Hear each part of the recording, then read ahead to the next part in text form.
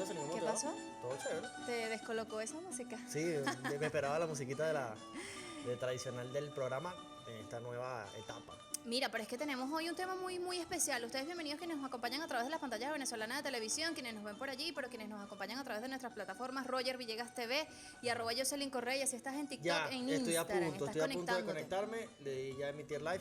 Estaremos en Roger Villegas TV en TikTok, ya estamos iniciando el live, había unos problemas de conexión ahí, pero ya estamos allí. Y hoy vamos a hablar un tema, como ya lo está diciendo Jocelyn, Muy muy importante. especial, porque el Esequibo es nuestro.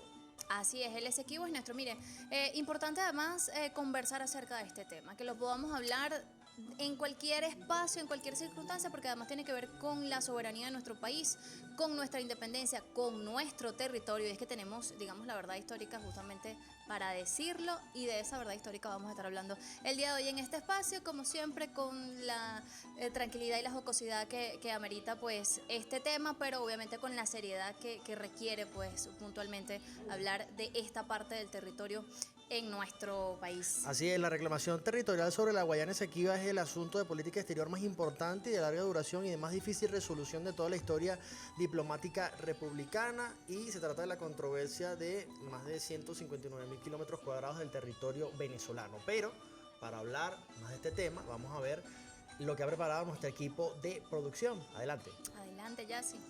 Venezuela es un país de paz, de amor, de solidaridad y en consecuencia ha desarrollado su política exterior en esa línea. Por eso, sobre todo desde tiempos del expresidente de Venezuela, Hugo Chávez, sostiene que la resolución en la controversia territorial sobre el Esequibo tiene que ser basada en el consenso y beneplácito entre ambos gobiernos. Para Venezuela, la solución está en retomar el diálogo cara a cara, directo, en el marco del Acuerdo de Ginebra. Retomar las negociaciones de paz, que cesen las amenazas y las ilegalidades a través del diálogo. Debemos resolver la diferencia a través de la diplomacia. Venezuela jamás ha amenazado ni amenazará al pueblo de Guyana. El pueblo de Guyana es un pueblo hermano con el que siempre hemos sido solidarios. Aquí hay una sola solución y es retomar el diálogo cara a cara, directo, en el marco del Acuerdo de Ginebra. Jamás Venezuela, jamás ha amenazado ni amenazará al pueblo de Guyana. Venezuela no es ni será un país colonialista ni imperialista, ni busca recursos ni tierras que no les corresponden. Pero tampoco vamos a permitir que se nos despoje de lo que por ley e historia nos corresponde. Paz, sí. Diplomacia, sí. Pero ante todo, justicia. El Esequibo es mío, es tuyo, es tierra venezolana. El Esequibo es mío, es tuyo, es nuestro. Excelente material que ha preparado nuestro equipo de producción. Mira, dice algo Yacibí ahí importante, y es justamente que Venezuela no representa una amenaza para otros países. Justamente está defendiendo el territorio que nos corresponde. No es una cuestión con esta nación, con Guyana especialmente, sino es con el territorio que se encuentra obviamente en controversia, y ya sabemos y vamos a desarrollar justamente todo lo que ha pasado a lo largo de la historia. Así es, Jocelyn, pero vamos a ver quiénes nos acompañan el Muy día especiales. de hoy. Vamos a verlo.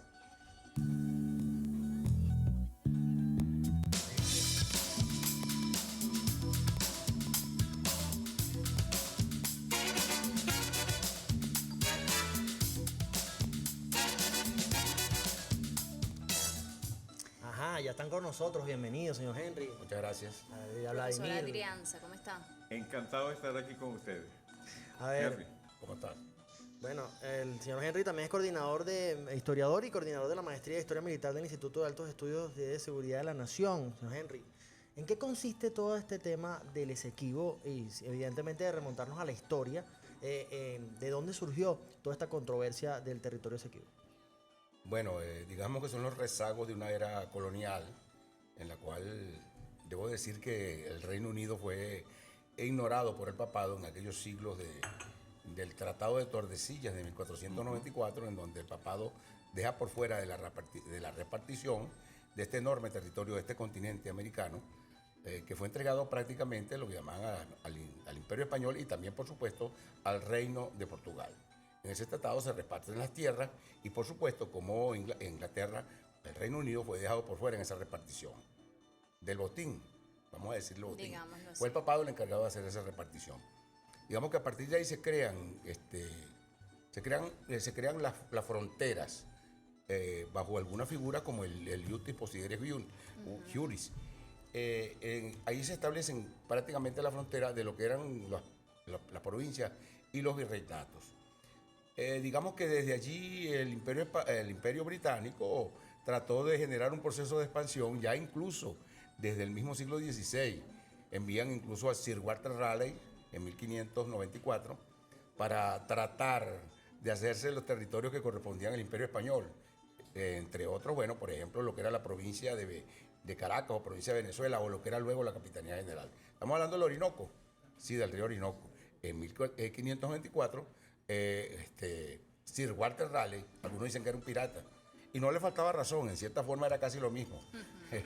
Todos aquellos, digamos, que le daban la patente de corso al Reino Unido, que eran ciertamente una especie de pirata. Bueno, subieron por el río Orinoco y, por supuesto, bajo aquellas ideas fantásticas de la existencia del Dorado y demás. Por supuesto, el famoso lago de Parima, que supuestamente era un lago cuyo lecho era de puro oro. Bueno, eso lo hizo Walter Raleigh. Desde allí, las apetencias del Reino Unido siempre fue de hacerse de esos territorios, digamos, en tierra firme, ya que desde el punto de vista de la zona insular, ciertamente logró de posesionarse primero de un territorio que correspondía a la Capitanía General, como es el caso de Trinidad. Trinidad, eso que llaman la isla de Trinidad, fue objeto de una invasión por parte del Reino Unido. Formaba parte de la Capitanía General. O sea que eso no fue nuevo. Estás hablando ya de finales, incluso del siglo XVI, antes incluso de la existencia de lo que era justamente la Guayana inglesa. Ahora, es importante destacar que existe la suficiente documentación, las cédulas de identidad o las partidas de nacimiento, digamos, de ambas naciones. En el caso nuestro, con la cédula real de Carlos III del 8 de septiembre de 1777, se delimita, se establecen los linderos de la Capitanía General de Venezuela. Por Dios, ese es un documento que es la partida de nacimiento o cédula de identidad. Y ya tiene el Esequibo allí. Pero claro, ¿no? Yo traje, incluso por ahí está el mapa, lo pueden buscar en Google, como llaman los chamos ahora, lo pueden googlear. El mapa es claro, eso está muy bien establecido. Así como en 1814 está establecida la cédula de identidad de la Guayana inglesa. En 1814, esos territorios que estaban bajo la jurisdicción, para decirlo de manera elegante, de los holandeses, le fue cedido, entre comillas vendido, al Reino Unido, ¿verdad? Bueno, para la creación de una especie de colonia de ellos. Ese documento posee los linderos. Se decía al oeste del río Esequibo, o sea, el río Esequibo está aquí. En su lado hacia el oeste, de allí en adelante, es la Capitanía General. Y de allí al lado este, como lo establece la documentación propia de la creación de esa colonia, es desde allí, desde el este del río Esequibo hasta la frontera con lo que es la Guayana francesa, es la Guayana inglesa. Eso está claro. Eso está clarísimo. Y creo que también todos estos espacios, lo escuchaba por ahí, de hecho, en varios contenidos que han hecho a través de las redes sociales, hay que dejar claro eso. Guyana es Guyana y es justamente la consecuencia de lo que sucedió históricamente con ese territorio. Pero el Esequibo es un territorio que pertenece a nuestro país. Nacimos con y él. justamente, exacto, y justamente usted mencionaba el tema de los mapas. Bueno, Venezuela, a propósito de esta verdad histórica que tiene, de esta documentación, ha dicho en reiteradas oportunidades que tiene como demostrar justamente eso. De hecho, el presidente lo mencionaba en su programa y mostraba todos estos mapas. Hubo, o dicen de esa forma, esta especie de robo que existió del territorio a través de la demarcación de estos mapas. Venezuela ha mencionado eso y de hecho también hay que mencionar un acuerdo que es por donde se debe regir todo esto, que es el Acuerdo de Ginebra, que ustedes ya lo van a desarrollar muy bien, que al final dice que quienes acuerdan esto, no lo estoy diciendo de manera textual, es justamente el gobierno que alcanza su independencia, que es en este momento el gobierno de Guyana en 1966, el gobierno venezolano y obviamente el Reino Unido, quien Venezuela ha luchado porque esté presente en esta controversia, porque fue con ellos con quien se, digamos, de alguna u otra forma se generó pues todo este tema. Profesor Adrianza, usted tiene mucho que aportar. Además, el profesor Adrianza está en este momento en el Centro Nacional de Historia como profesor de esta área de la dependencia estructural de Venezuela, ¿correcto? Adelante, profe, ¿qué tiene que decir? Lo primero que hay que decir es que, como dice Henry, profesor Nava, este tema no es nuevo. Definitivamente el debilitamiento de Venezuela durante el siglo XIX llevó a que los ingleses se plantearan esta posición, que la desarrollaron a partir de un personaje que ellos contratan para ver qué era lo que tenía que delimitarse al oeste, sí, al este del Esequibo. Este es Robert Entonces, Chombo. y es justamente el caso de Chombro, que va expandiendo mediante sucesivas líneas las fronteras hacia Venezuela. Llega a mediados del siglo y hay un detalle que mucha gente no pasa por alto, ajá. que es en que a mediados del siglo hay algo que decía el coronel Pompeyo Torrealba. Lo consiguió Pompeyo Torrealba, un documento en el que la Cancillería inglesa le plantea a los Estados Unidos que dada la anarquía que había aquí en Venezuela, que eso no era un Estado y que simplemente invadieran a Venezuela y se repartieran el territorio a partes iguales. De eso existen diferentes otros elementos históricos, inclusive parte de la burguesía terrateniente de ese entonces se plegó justamente a esa posición y que los Estados Unidos, por supuesto, siguiendo el marco de lo que fue la doctrina Monroe, no se plegó a ese punto, pero no se plegó porque estaba en contra de Inglaterra, no se plegó porque no eran sus intereses en ese momento. Esa situación, en el momento que eso se da, ya había habido justamente la proyección de esas líneas y tiempo después, en los años 80 del siglo XIX, Estados Unidos interviene para buscar la forma, entre otras cosas, de que Inglaterra y supuestamente Venezuela se pusieran de acuerdo, pero los ingleses nunca aceptaron un representante venezolano directo. De hecho, ellos decían, hay una fuente que yo he consultado y decían que ellos no se podían sentar con un colombiano, esa es la palabra que usaron, con un colombiano en la misma mesa porque eso afectaba su ralea, pues, por decirlo, su estirpe, ¿no? Entonces, el hecho es de que al final de todo esto, llegamos a finales del siglo XIX y se da justamente el llamado laudo de París.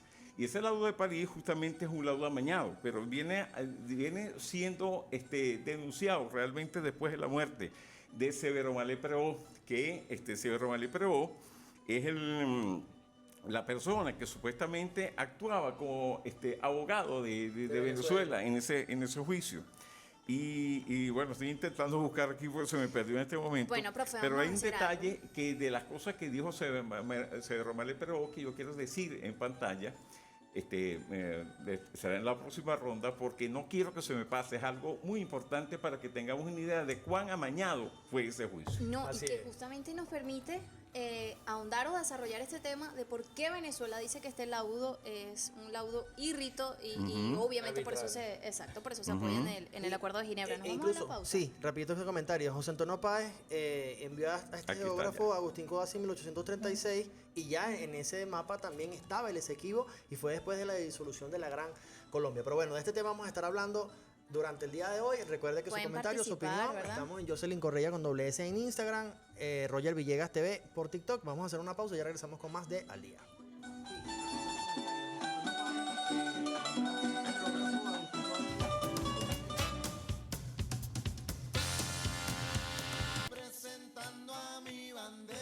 Ajá, seguimos en Al Día. Jocelyn Correa, Roger Villegas, estamos conectados ya desde Instagram y TikTok. Jocelyn Correa con doble S, Roger Villegas TV en todas las plataformas digitales, ya eso es un hecho. Miren, estamos hablando del Esequibo. El Esequibo es nuestro. Tenemos la verdad histórica, tenemos los documentos y Venezuela justamente está preparando esto. Es un tema que ha sido tocado con delicadeza por además todas las personas que quieren intervenir, de hecho a través de los medios de comunicación. Nosotros estamos hablando de lo que existe a través de la documentación histórica para referirnos justamente a que este territorio nos pertenece. ¿Qué queremos? Bueno, conversar con ustedes también, que nos escriban a través de las redes sociales, que nos hagan sus preguntas, porque tenemos a dos grandes especialistas de este tema que manejan además datos que queremos mostrar también nosotros a través de este espacio. Sí, dejaban al finalizar el otro segmento, estaba hablando el profesor Vladimir sobre Severo Mallet-Prévost. Prévost, ajá, bueno, estaba cerca. Bueno, sí, gracias Henry por lo que ahorita hablamos. Es un punto focal para que nosotros entendamos cuán amañado fue el laudo de París. El laudo de París se hace con 5 jueces, 2 norteamericanos, 2 ingleses y se dice que es ruso, pero realmente él era esloveno o algo así por el estilo.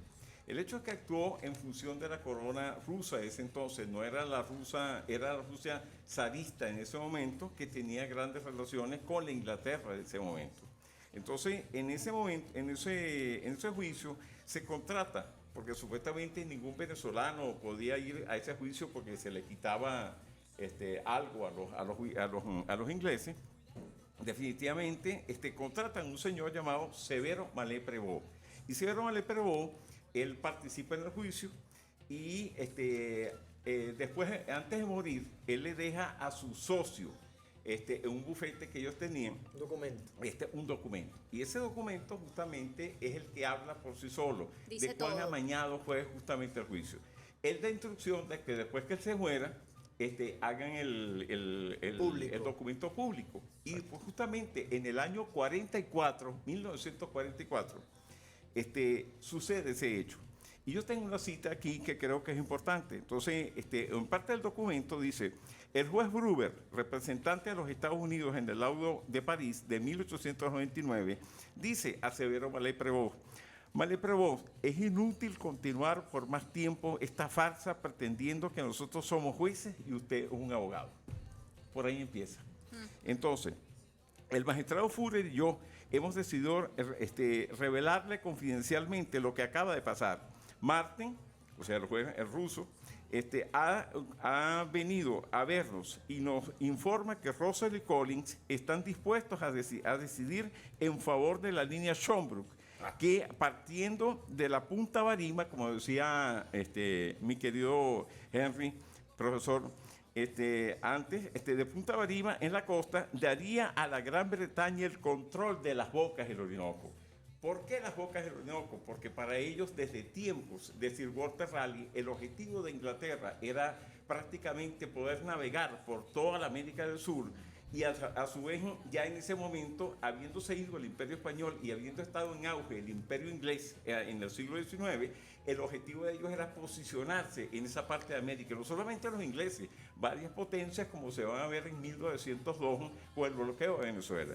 Entonces, ese documento, es inútil continuar por más tiempo esta farsa, pretendiendo que nosotros somos jueces y usted abogado, lo que realmente da la pauta que más adelante, y yo quisiera que Henry desarrollara esa parte, claro. porque él maneja muy bien el tema, es lo que da pauta para que esto, para decir que eso fue un juicio amañado en contra de un país que realmente ellos ni siquiera consideraban un país como tal. Sí, se habla también del pacto entre los jueces, incluso de extorsión, de un negocio político, ¿no, profesor? Sí, pero bueno, que no se crea que el problema fue entre jueces y demás. Hay que admitirlo y decirlo de una buena vez. Hay que decirlo claro y Ya raspado, ¿verdad? desde el siglo XVI, como lo hemos dicho, Sir Walter Raleigh, Humphrey Gilbert, medio hermano de él, que tenía unas relaciones románticas con la reina de Inglaterra. Acuérdense que los historiadores somos chismosos, pero con documentos. Ah, caramba. Hay que decirlo, las pretensiones de Gran Bretaña de hacerse de los territorios continentales que había poseído desde el Tratado de Tordesillas, el Imperio Español, no hubo momento en el cual el imperio no tratara de hacerse de esos territorios. Yo debo decir incluso que una vez después, desde 1811, por ejemplo, hay que decirlo, cuando se establece la primera constitución del 5 de julio de 1811, ya nosotros habíamos, igual que como se había hecho a través de la cédula real del 1777, habíamos establecido los territorios de lo que antes había sido la Capitanía General de Venezuela, lo que era la Venezuela en ese momento ya republicana, de 1811. Digamos que en el filo de comenzar la guerra de independencia, la teníamos como claro, es decir, eso estaba claro.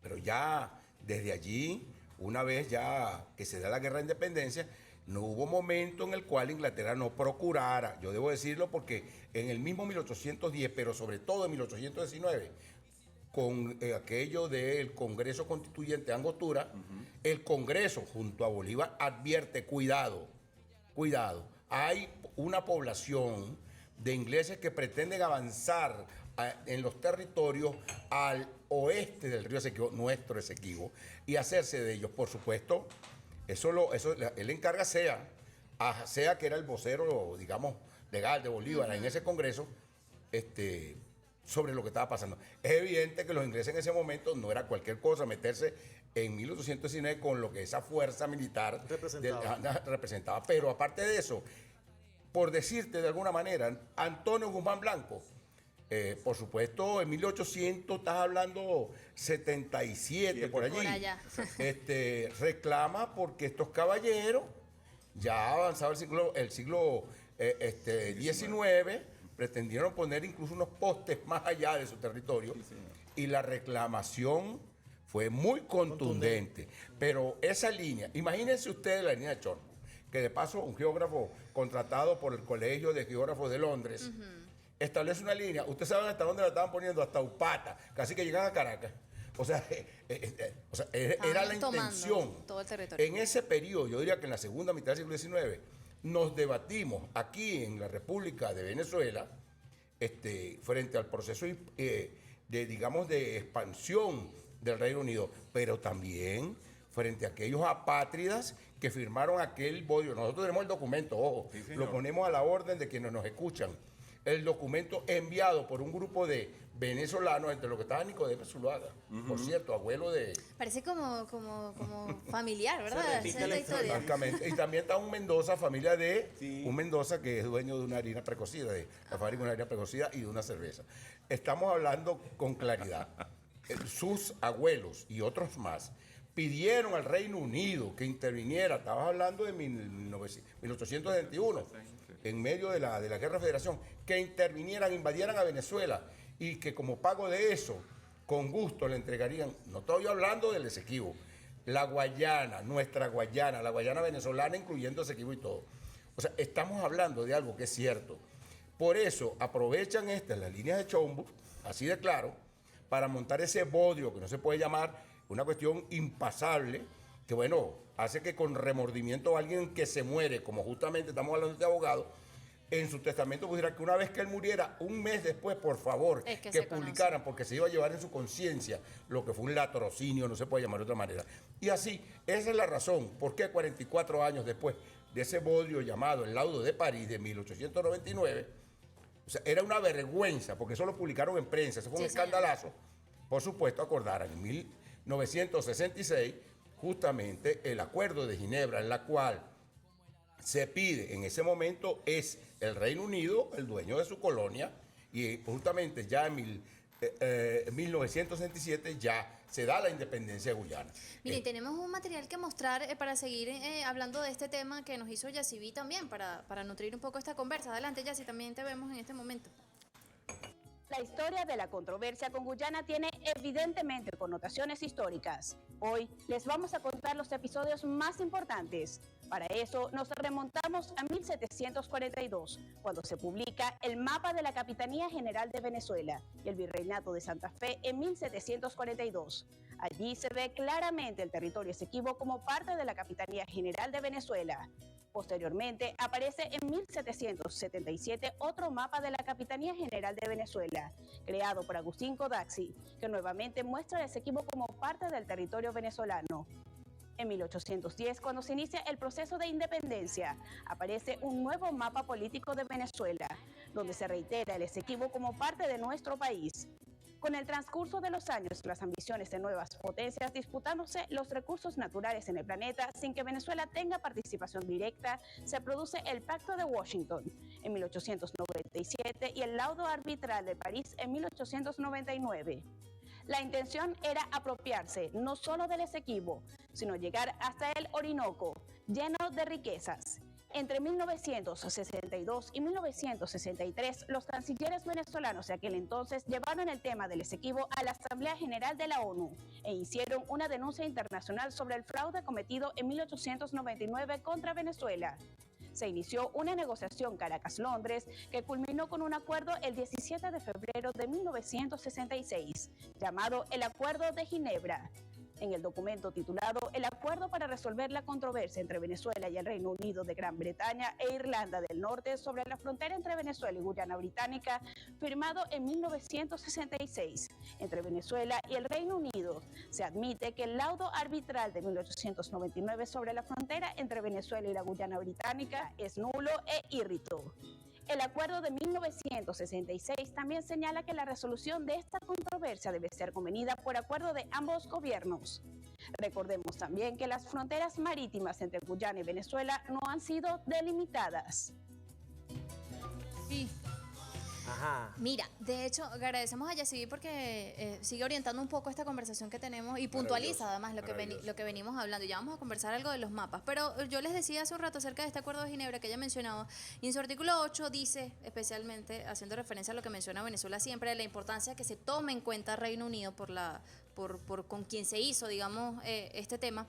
Al obtener Guayana Británica su independencia, el gobierno de Guyana será en adelante parte del presente acuerdo, además del gobierno de Venezuela y del gobierno del Reino Unido de Gran Bretaña e Irlanda del Norte. Eso corresponde al siglo XXI. Sí, señor. Justamente me refiero, porque eso nosotros en la mesa de la creación digamos, de la Comisión Presidencial Ampliada, de la cual formé parte y formo parte de alguna manera, del bloque de historiadores, en nuestra última reunión, que fue el 15 de agosto del año pasado, si hay algo que quedó claro, en primer lugar, que, o sea, de alguna manera, nosotros firmamos un acuerdo de Ginebra con el Reino Unido, por Dios. Claro. O sea, no es que se van a hacer los locos, ahora no saben nada, cuando ellos son, en todo caso... Por eso lo ellos quise leer son- textualmente. Claro, ellos son parte de esa película dantesca, para decir de alguna manera. Solo que a finales del siglo XIX, y eso tenemos que quedarlo claro, ya el Reino Unido quedó de modé, vamos a ser claros.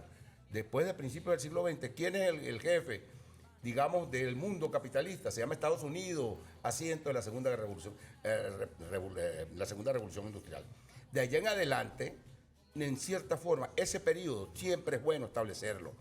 Porque algunos dirán, ¿por qué entre 1966, luego del Acuerdo de Ginebra, hasta por lo menos hasta ahora, hasta 1998, ¿por qué no se había dado un influjo? Hubo ciertos incidentes, hubo un levantamiento de los pobladores, por ejemplo, después de 1966, de los pobladores del Esequibo, que se sentían venezolanos, se llamó el levantamiento del Rupununi. Y no sé, En la época, eso fue en 1969, gobierno de Caldera.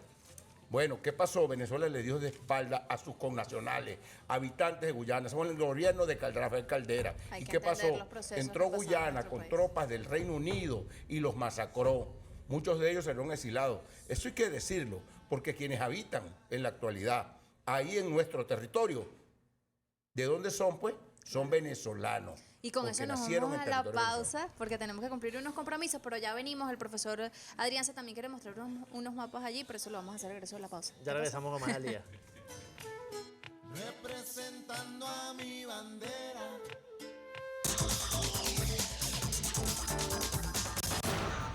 Y vamos a tener una interacción de inmediato que nos llega a través de la... Tienes un problemita allí con el micrófono que ya vamos a resolver. Estamos completamente en vivo por Venezolana de Televisión en este al día hablando del Esequibo, una verdad además que se rescata también a través de la documentación y es lo que queremos. Miren, nos dicen que tenemos, como Ajá, les dije, interacción, ya. les pedimos a ustedes Arreglado. exacto, que participaran a través de las redes sociales. Tenemos una interacción por TikTok, vamos a escuchar qué escucharla. dicen y seguimos hablando del debate para traerlo a la actualidad, que es lo que está pasando en este momento. vale. Adelante.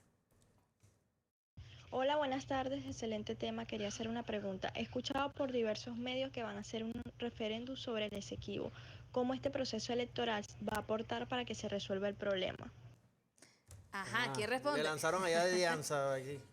Bueno, lo que yo he escuchado es lo mismo que ha dicho la televidente.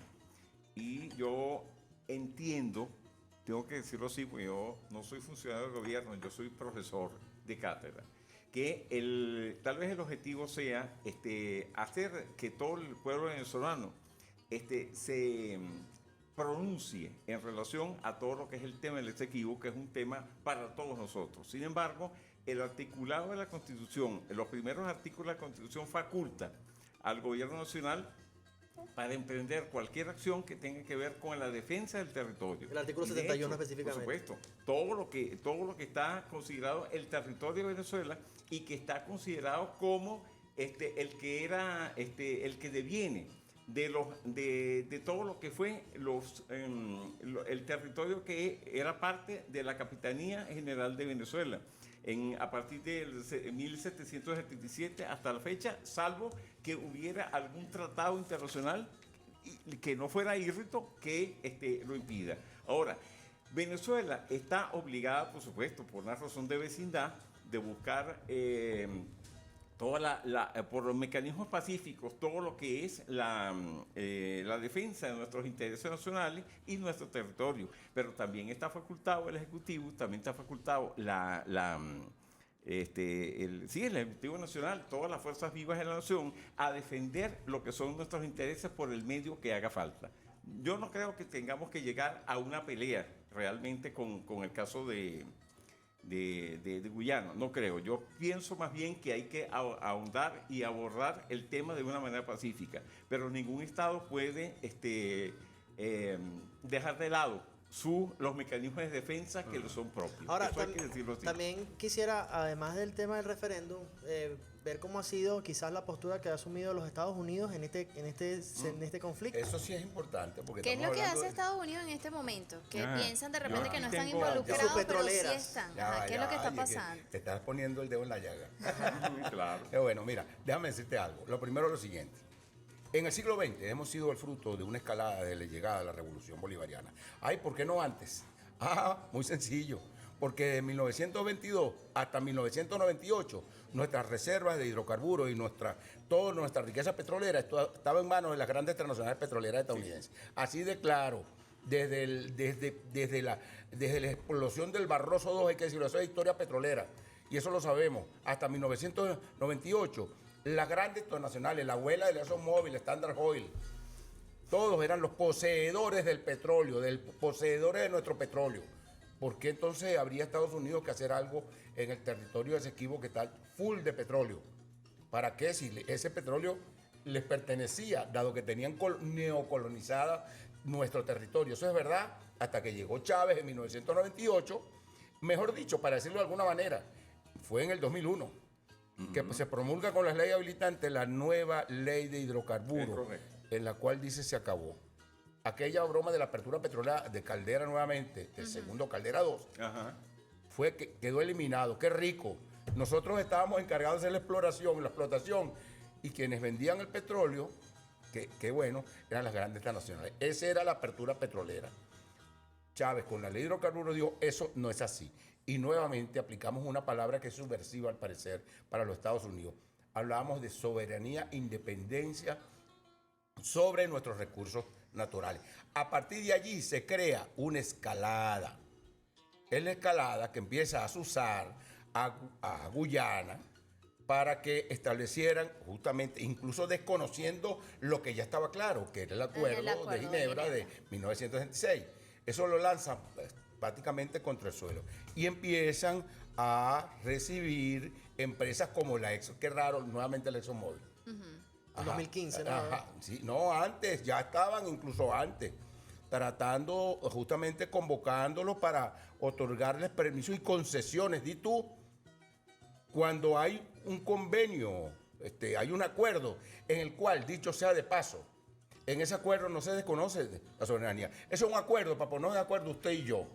Mire, señor, yo tengo los papeles en mi casa. Entonces tú puedes decir, bueno, pero yo en su casa, yo le sembré unas maticas. Yo puedo decir en ese acuerdo, bueno, mire, yo le reconozco a usted y yo le voy a pagar por lo que usted invirtió, pero yo tengo mis papeles de propiedad, así es. Esa casa es mía. En el acuerdo, usted puede llegar a un acuerdo con Guyana, porque nosotros, déjame decirte, Venezuela, y no es desde ahorita, desde el siglo pasado, hemos sido un país de paz, un país incluso que con el Caribe, no es con Guyana, con todo el Caribe, hemos sido, sobre todo la Revolución Bolivariana, absolutamente solidarios. Petrocaribe es una muestra de ello. Eso es una. La segunda es la siguiente. Yo quiero decirlo muy responsablemente. Esa escalada llegó hasta urdir a la provocación actualmente. Y también quiero decir responsablemente que el ExxonMobil fue la que le entregó el dinero al gobierno de Guyana para que incubara en esa suerte de institución comprada por los intereses norteamericanos, que es la Corte Internacional de Justicia. eso iba. Comprar ese juicio. El escándalo fue tal que los dineros entregados por el ExxonMobil al gobierno de Guyana para que iniciara ese proceso se lo empezaron a robar al propio gobierno de Guyana, y en el Congreso de Guyana se armó un zaperoco por ello. Es claro de quién es la mano que mece la cuna. Lo que pasa es que se le fue la mano. Y en la última provocación que lanzan es la de otorgar concesiones ya, cuando ni siquiera, o sea, es decir, hasta la misma corte que está comprada, dijo, por favor. ¿Y qué pasó? Bueno, la ExxonMobil se retiró. ¿Frente a qué cosa? Frente a una respuesta contundente del gobierno venezolano, quien, como debe ser, salió a denunciar lo que definitivamente Lo que está pasando. es un ataque, es una amenaza. No de Guyana, por cierto, Es un ataque, están involucrando nada más y nada menos que al Comando Sur con su general, la llamada Laura Richardson, que manifestó hace un par de meses que ellos estaban interesados en el Caribe porque querían el petróleo venezolano, el petróleo del Esequibo y el litio del Triángulo del Litio, donde está Bolivia, Argentina y Chile. Entonces, bueno, lo que te quiero dejar claro es que nuestro gobierno, de manera responsable, ha respondido, ha sido claro, apegado, entre otras cosas, que dice, convocando, vamos a hablar a Guyana, no se dejen utilizar como una cabeza de puente para atacar a Venezuela y mucho menos vayan a permitir que una fuerza militar ocupe lo que para nosotros es sagrado, chicas, que es el Caribe. Todo CARICOM sabe que todos nosotros los venezolanos somos un gobierno de paz. Y por cierto, también los países del CARICOM. Y le ha dicho, vamos, frente a CARICOM, al que pertenece Guyana, Claro. vamos a sentarnos a conversar, porque no han querido hacerlo. A eso iba, a rescatar un poco lo que sucedió con esta Corte Internacional de Justicia y qué va a suceder además el año que viene. ¿Qué es el papel que En está jugando abril. Venezuela? ¿Cómo está recopilando pues toda esa documentación histórica para seguir defendiendo, a pesar de que no estuvo de acuerdo en su momento, que se rigiera por esa instancia, profesor Adrián? Bueno, yo lo que, sobre el tema jurídico, yo no quiero pronunciarme en este momento. Ok. ¿Por qué? Porque Delicado. creo que hay otras voces que tienen que ver con la Comisión del Esequibo, que son los que deberían pronunciarse en ese sentido. Porque fueron los que llevaron el caso allá a Europa, a la Haya, etcétera, etcétera. Entonces yo de eso prefiero dejar que No hacer otros comentarios. interlocutores hagan. Pero lo que sí yo quiero mostrar, y definitivamente es esto. Espero que el camarógrafo me ponche aquí esta imagen. Entonces vamos a esperar que... ok. Esto que ustedes están viendo aquí es la cuenca de la provincia del este de Venezuela, dicho por el Geological Survey de los Estados Unidos. La línea roja que ustedes ven es lo que dice el Geological Survey de los Estados Unidos, en el cual hay petróleo, o sea que viene, como es decir, del estado Lara Sí, hasta bien entrado al Atlántico. Entonces, aquí está la faja del Orinoco. Esta es apenas la faja del Orinoco, pero se supone que todo esto debería estar lleno de petróleo, según la USGS, del cual la faja es una parte de eso, pero también es todo lo que es la parte que ellos están intentando explotar. Ahora, ¿cuál es la pretensión de la ExxonMobil en este momento? La pretensión es justamente esta que ustedes están viendo aquí. Partiendo de lo que son los supuestos límites actualmente de Guyana, entonces hacer una proyección que realmente no solamente ocupa todo lo que es el área de las aguas de reclamación entre Venezuela y Guyana, o sea, de todo lo que es el manejo del diferendo limítrofe, y además de esa cuestión proyecta hacia el norte porque el objetivo de ellos, en otras palabras, es prácticamente tomar posesión de toda esa área, que es de alta importancia para los Estados Unidos porque forma parte justamente de todo el conglomerado de petróleo que hay en lo que se llama la provincia este de Venezuela. Esa provincia este de Venezuela no solamente tiene, como dijo Laura Richardson, petróleo dulce. ¿Qué significa petróleo dulce? Petróleo que tiene menos de 0,5% de azufre. Eso es lo que significa dulce. Pero a su vez para ellos es muy importante. ¿Por qué? Porque a mediados del siglo XXI se debe dar un agotamiento a los ritmos de producción actuales, un agotamiento de las reservas de petróleo del planeta. Y los Estados Unidos es un país que sigue siendo el país que más consume petróleo.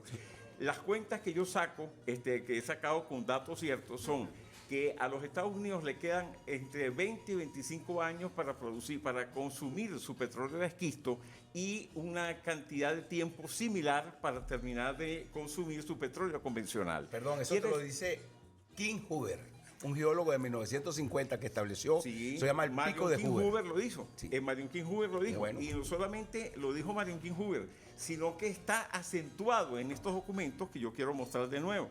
Entonces, ¿qué es lo que sucede con esto?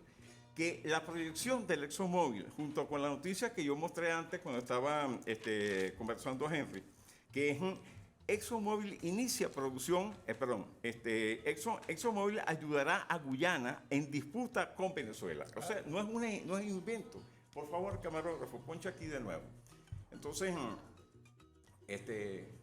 Lo tenemos. aquí Ahí está. ya está. Entonces, aquí está. Entonces, acércalo un poco más para que, Sí, ahí se para que ve. le veamos. Entonces, ExxonMobil ayudará a Guyana en disputa con Venezuela. ¿Por qué? Porque el objetivo de los Estados Unidos simplemente es controlar todas las reservas de petróleo que hay en el Y no continente solo de y un petróleo montón de en otras esa reservas más. zona. Petróleo, Y además de oro, esa cuestión, coltán. pero en el norte del continente suramericano están las mayores reservas de crudo del planeta, inclusive en las áreas no exploradas, porque hay una área no explorada todavía en el Atlántico.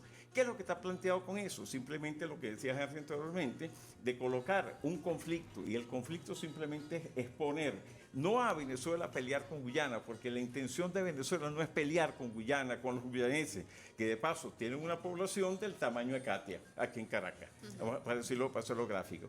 El objetivo de ellos simplemente es crear una situación para que fuerzas del Comando Sur de los Estados Unidos Puedan prácticamente intervenir. sean las que intervengan en el este de Venezuela y ellos controlar inclusive hasta la faja de la Causar un Orinoco. conflicto Eso es lo entre- que hay que entre decir las allí. naciones, ¿no? Ese es el punto focal y hay que decirlo claramente. Eso es lo que está detrás de esa cuestión. ¿Por qué? Porque los Estados Unidos, en el marco del nuevo orden mundial, le considera que Venezuela tiene que ser parte del territorio que de paso ellos gobernaron, por decirlo así, como lo dijo Henry, en el siglo pasado. Nosotros fuimos una neocolonia petrolera, una factoría petrolera de los Estados Unidos. Tenemos un mensaje que nos llega a través del Instagram, profe. Vamos a leerlo Ujú. por acá. Nos dice Orlando Y perdónenme la Reina. emoción.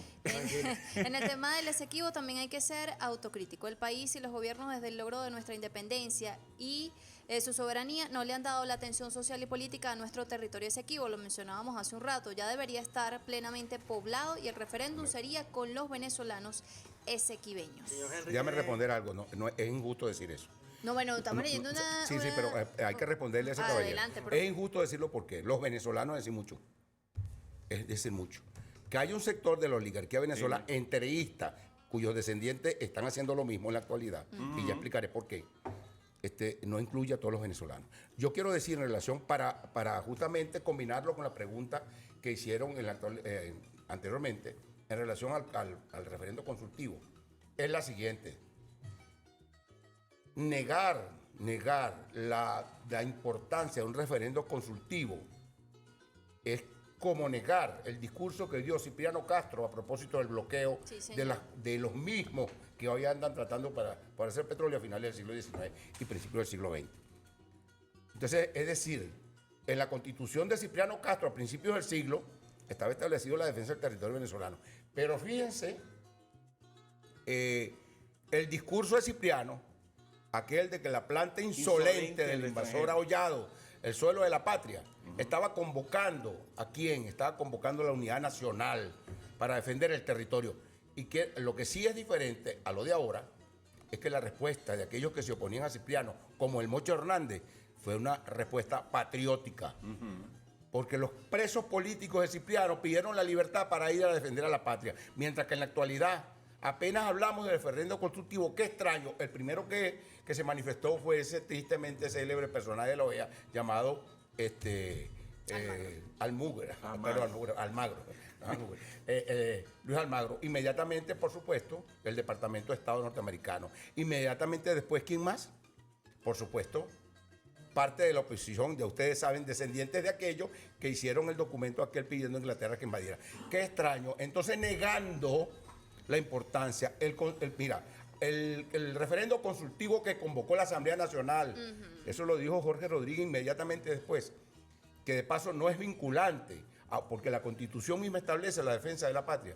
Es una convocatoria a la unidad nacional, más allá de las diferencias políticas, las diferencias de clase, las diferencias, más allá de eso, para defender el suelo patrio. Por cierto, esa convocatoria, no como lo dice ahora el nuevo rectorado de la Universidad Central, cuando hemos visto con sorpresa cómo sale en un documento absolutamente extraño, un acuerdo pidiéndole al gobierno que suspenda el referendo consultivo. Pero qué cosa, en comparsa con los intereses de ese señor Almagro, del Departamento de Estado y hasta del gobierno de Guyana, que se metió en un problema soberano nuestro. Nosotros podemos cuadrando la Universidad Central de Venezuela o sus autoridades.